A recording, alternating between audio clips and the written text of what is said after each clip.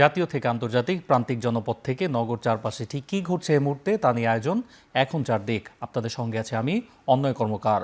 2024 সালের দ্বাদশ জাতীয় সংসদ নির্বাচন ডামি ও প্রহসনের নির্বাচন হয়েছে বলে স্বীকার করেছেন সাবেক সিইসি কাজী হাবিবুল আউয়াল। রাজনৈতিক প্রেক্ষাপটে উপায় না পেয়ে ডামি নির্বাচন দিতে হয়েছে বলেও আদালতকে জানান তিনি। এছাড়াও বিগত সব সরকারের অধীনের নির্বাচন বিতর্কিত হয়েছে উল্লেখ করে শেখ মুজিবুর রহমানের সময়ও ক্ষমতার লোভে নির্বাচনে অনিয়ম হয়েছে বলে আদালতে মন্তব্য করেন সাবেক সিইসি। বৃহস্পতিবার নির্বাচনে অনিয়মের অভিযোগে বিএনপির দায়ের করা শেরেবাংলা নগর থানার মামলায় তাকে আদালতে তোলা হয়। পরে মামলার তদন্তকারী কর্মকর্তা 10 দিনের রিমান্ড আবেদন করেন। রাষ্ট্র ও আসামি পক্ষের আইনজীবীর শুনানি শেষে তাকে 3 দিনের রিমান্ড মঞ্জুর করেন চিফ মেট্রোপলিটন ম্যাজিস্ট্রেট মোস্তাফিজুর রহমানের আদালত। এ সময় রাষ্ট্রপক্ষের আইনজীবী বলেন, নির্বাচনে অনিয়ম ছাড়াও শেখ হাসিনার সঙ্গে আতাত করে কমিশনের জন্য বরাদ্দকৃত অর্থ আত্মসাৎ করেছেন তিনি। সে স্বীকার করেছে যে ওই নির্বাচনটা দামি নির্বাচন ছিল এবং সেও স্বীকার করেছে যে ওই নির্বাচনটা প্রহসনের নির্বাচন ছিল। সরকারের সঙ্গে আতাত করে ফ্যাসিস্ট হাসিনাকে ক্ষমতায় টিকিয়ে রাখার জন্য সে অপরাধমূলক ষড়যন্ত্র করেছে। প্রত্যেকটা ইনকোয়ারি কমিটি যিনি তার সদস্য ছিল প্রত্যেককে আপনি 5 লক্ষ টাকা করে আপনারা তাদেরকে রিমুনারেশন দিয়েছেন। এইটা কেন দিয়েছেন এটা সদুত্তর উনি দিতে পারেন নাই এবং উনি বলছেন এটা আমি জানি না। প্রধান উপদেষ্টা অধ্যাপক ডক্টর মোহাম্মদ ইউনূসের সঙ্গে সৌজন্য সাক্ষাৎ করেছেন প্রধান নির্বাচন কমিশনার এএমএম নাসির উদ্দিন।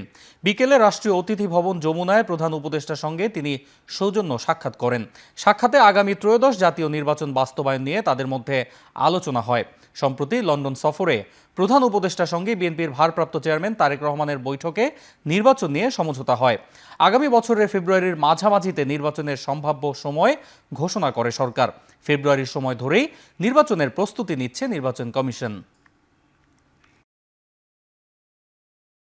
অন্তর্বর্তী সরকারের বিরুদ্ধে অনেকেই অনলাইনে মিথ্যা ও বিভ্রান্তিকর তথ্য ছড়াচ্ছে বলে অভিযোগ করেছেন আইন উপদেষ্টা ডক্টর আসিফ নজরুল।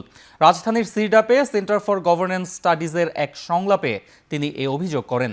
ডক্টর আসিফ নজরুল বলেন, সাংবাদিকতার কারণে নয় 266 জন সাংবাদিকের বিরুদ্ধে করা সাধারণ মানুষের মামলায় 15 জনকে গ্রেপ্তার করা হয়েছে। জামিন দেওয়ার ক্ষেত্রে আমাদের আদালতের অনেকগুলো জিনিস বিবেচ্য থাকে। সেই বিবেচ্য জিনিসগুলোর মধ্যে একটা হচ্ছে জামিনপ্রাপ্ত ব্যক্তি বের হয়ে একই ধরনের অপরাধ করতে পারেন কিনা, পালিয়ে যেতে পারেন কিনা, বা মামলার তদন্তের ক্ষেত্রে বাধা সৃষ্টি করতে পারেন কিনা। এইগুলি আপনার যখন জামিনযোগ্য অপরাধ থাকে সেসব ক্ষেত্রেও বিচারক সেগুলি বিবেচনায় নিয়ে থাকেন। আপনাকে আমি ক্যাটাগরিক্যালি বলতে পারি, অত্যন্ত স্ট্রংলি বলতে পারি, আমরা আইন মন্ত্রণালয়ের পক্ষ থেকে সাংবাদিকদের জামিন দেওয়ার ব্যাপারে বা না দেওয়ার ব্যাপারে কোন রকম হস্তক্ষেপ করি না। আপনাকে চ্যালেঞ্জ করে বলতেছি, গণমাধ্যমে না হোক সোশ্যাল মিডিয়াতে আমাদের সম্পর্কে কত আজে বাজে ভিত্তিহীন অকল্পনীয় মিথ্যাচার করা হয়। আমরা কেউ কিন্তু একটা মামলাও করি নাই। কেউ বলছেন যে গণমাধ্যমের স্বাধীনতার সম্ভাবনা, গণমাধ্যম খুবই স্বাধীন আছে। আমরা কারো কোনো মুখ বন্ধ করার একটা কোনো টুল ইউজ করছি না। আপনি যা ইচ্ছা লিখছেন, আমরা কিচ্ছু আমাদের তরফ থেকে কোনো, অবশ্যই যদি আপনি মিথ্যা দেখেন, ডিসইনফরমেশন ছড়ান, ডিসইনফরমেশনের জন্য বাংলাদেশে অনেক সমস্যা তৈরি হয়েছে। আসন ভাগাভাগি এবং ছাড় দেওয়ার বিষয়ে এখনও আলোচনার সময় আসেনি। নির্বাচনের তফসিল ঘোষণার পর এ নিয়ে দলগুলোর সঙ্গে আলোচনা হতে পারে বলে জানালেন বিএনপির স্থায়ী কমিটির সদস্য আমির খসরু মাহমুদ চৌধুরী। একটা জিনিস ডক্টর ইউনূস সাহেবও বলেছেন, জনাব তারেক রহমান সাহেব বলেছেন, প্রায় সব রাজনৈতিক দলের মধ্যে একটা ঐক্যমত আছে। সেটা হচ্ছে ঐক্যমতের পরিপ্রেক্ষিতে যে কটি সংস্কার করা সম্ভব সেই কটি সংস্কার হবে, তার বাইরে যাওয়ার কোনো সুযোগ নেই। আমাদের 31 দফা বাস্তবায়নের ব্যাপারে যে আমরা ঐক্যবদ্ধভাবে যেটা তৈরি করেছি সবাই মিলে, সেটা আমরা কিভাবে বাস্তবায়ন করব ঐক্যবদ্ধভাবে, মোটামুটি এই আলোচনাটাই হয়েছে। ক্ষমতাচ্যুত প্রধানমন্ত্রী শেখ হাসিনা তার পরিবার ও আওয়ামী লীগের রাজনীতিবিদদের নামে নামকরণ করা 808টি স্থাপনার নাম পরিবর্তন করেছে অন্তর্বর্তী সরকার। প্রধান উপদেষ্টার প্রেস উইং এক বিবৃতিতে এ তথ্য জানায়। শেখ পরিবারের নামে নামকরণ করা আরও 169টি স্থাপনার নাম পরিবর্তনের প্রক্রিয়া চলছে বলেও জানায় প্রধান উপদেষ্টার প্রেস উইং। বিবৃতিতে বলা হয়, বিগত সরকারের 16 বছরে সাবেক প্রধানমন্ত্রী শেখ হাসিনা, তার পরিবার ও আওয়ামী লীগের রাজনীতিবিদদের নামে দেশের 977টি অবকাঠামো ও প্রতিষ্ঠানের নামকরণ করা হয়েছিল। এর মধ্যে রয়েছে সেনানিবাস, বিমান ঘাঁটি, নৌবাহিনীর জাহাজ, সেতু, সড়ক, স্কুল, কলেজ, বিশ্ববিদ্যালয়, হাসপাতাল, গবেষণা কেন্দ্র সহ বিভিন্ন প্রতিষ্ঠান।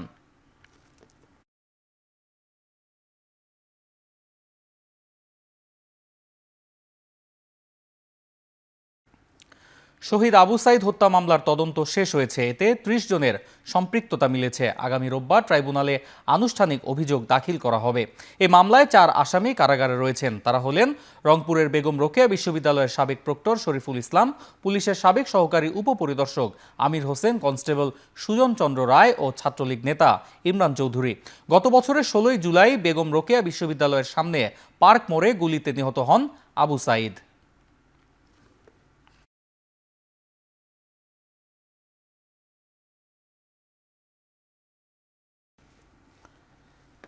পহেলা জুলাই রাত 12টা 1 মিনিটে মোমবাতি প্রজ্বলনের মধ্য দিয়ে জুলাই গণ অভ্যুত্থান স্মরণে 36 দিনের অনুষ্ঠান আয়োজন করবে বিএনপি।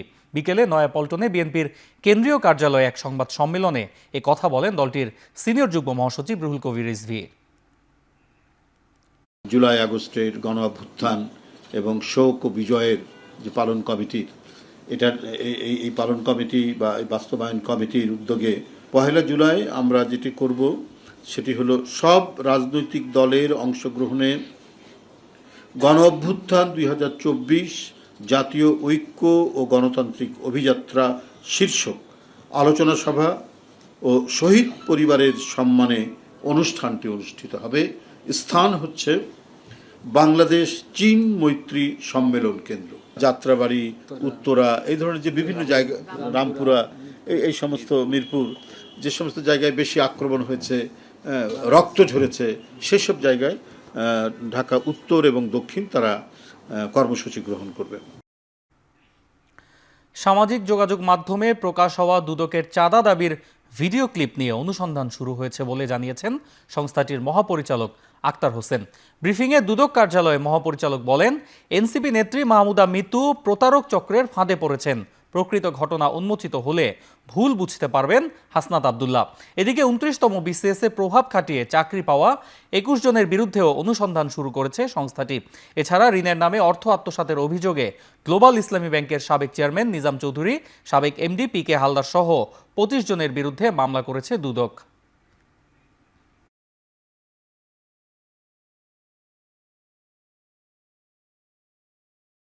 খুলনায় বিএনপি নেতার বাড়ি ভাঙচুর মামলায় এসআই সুকান্তকে গ্রেপ্তার করা হয়েছে।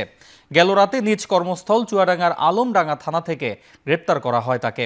দুপুরের পর খুলনা মেট্রোপলিটন পুলিশের পক্ষ থেকে গ্রেপ্তারের বিষয়টি জানানো হয়। এদিকে এই ঘটনা কেন্দ্র করে কেএমপি কমিশনারের পদত্যাগ দাবিতে দ্বিতীয় দিনের মতো বিক্ষোভ করছেন ছাত্র জনতা। একই দাবিতে গতকাল কার্যালয়ের প্রধান গেটে তালা লাগিয়ে দেওয়া হয়। পতিত আওয়ামী সরকারের দোষর উল্লেখ করে পুলিশ কমিশনারের পদত্যাগ দাবি করেন ছাত্র জনতা। জুলাই গণ অভ্যুত্থানের সময় এসআই সুকান্ত খুলনার সদর থানায় কর্মরত ছিলেন। পরে তাকে আলমডাঙ্গা থানায় বদলি করা হয়। জামালপুরে এইচএসসি পরীক্ষার প্রবেশপত্র না পেয়ে পরীক্ষা বঞ্চিত হয়েছেন একটি শিক্ষা প্রতিষ্ঠানের 17 শিক্ষার্থী। বৃহস্পতিবার সকালে বিদ্যালয়ে গিয়ে আন্দোলন করেন বঞ্চিত পরীক্ষার্থী ও তাদের অভিভাবকরা। এই ঘটনায় শহরের দড়িপাড়ার প্রশান্তি আইডিয়াল স্কুল অ্যান্ড কলেজে তালা লাগিয়েছে কলেজ কর্তৃপক্ষ।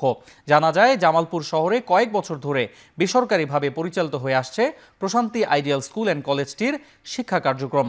পরীক্ষা দেওয়ার অনুমতি না থাকায় জেলার অনুমতিপ্রাপ্ত বিভিন্ন প্রতিষ্ঠান থেকে তাদের পরীক্ষা দেওয়ার ব্যবস্থা করেন প্রতিষ্ঠানটির অধ্যক্ষ রেজাউল ইসলাম সেলিম। পরীক্ষার্থীরা জানান, চলতি বছরে শিক্ষার্থীদের কাছ থেকে এইচএসসি পরীক্ষা বাবদ 10 থেকে 12,000 টাকা নেওয়া হলেও দেয়া হয়নি প্রবেশপত্র ও রেজিস্ট্রেশন কার্ড।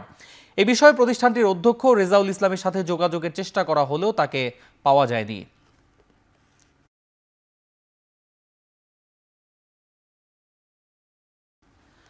ইরান ইসরায়েল যুদ্ধবিরতির পর প্রথমবারের মতো দেখা মিলল ইরানের শীর্ষ নেতা আয়াতুল্লাহ আলী খামেনির।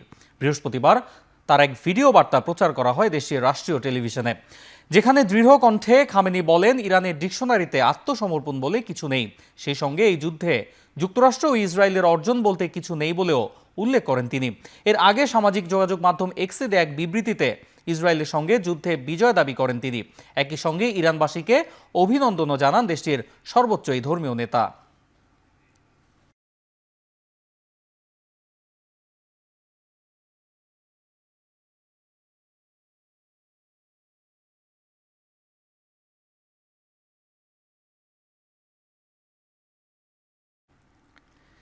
ইরান ইসরায়েল যুদ্ধবিরতির পর এবার ইরানের তেলের ওপর থেকে নিষেধাজ্ঞা উঠিয়ে নেওয়ার ইঙ্গিত দিলেন মার্কিন প্রেসিডেন্ট ডোনাল্ড ট্রাম্প। বুধবার ন্যাটো সম্মেলনের এক সংবাদ সম্মেলনে এ কথা বলেন তিনি। ইরানের পুনর্গঠনের উদ্দেশ্যে দেশটির উপর থেকে নিষেধাজ্ঞা উঠিয়ে নেওয়ার কথা বলেন ট্রাম্প। তবে এ বিষয়ে হোয়াইট হাউস এখনও আনুষ্ঠানিক কোনো সিদ্ধান্ত জানায়নি। এর একদিন আগে চীনকে ইরানের কাছ থেকে তেল কেনার বিষয়ে পরামর্শ দেন ট্রাম্প। চীনের সঙ্গে ইরানের তেল বাণিজ্যের মধ্য দিয়ে দুদেশের বাণিজ্যিক সম্পর্ক আরও বাড়বে বলে মন্তব্য করেন যুক্তরাষ্ট্রের মধ্যপ্রাচ্য বিষয়ক বিশেষ দূত স্টিভ উইটকফ।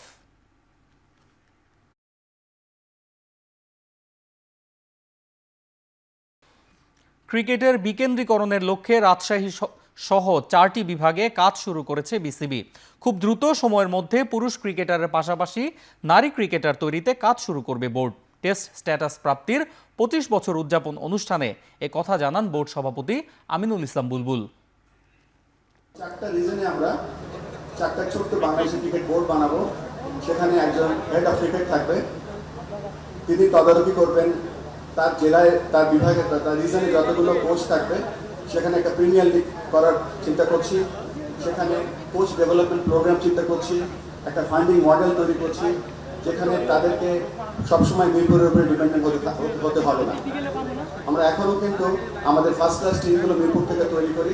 আমরা শুরু করলাম এই 2025 সালে, এবং 25 সালের পর থেকে আমরা 26 বা 27 সালের মধ্যে আমরা আশা করব যে আমাদের যে 4টা বড় বড় রিজন থাকবে সেই রিজন থেকে তাদের আন্ডার-19 টিম, আন্ডার-17 টিম, ফার্স্ট ক্লাস টিম, মেয়েদের সবগুলো age group team plus emerging team আমরা রিজন থেকে আনবো।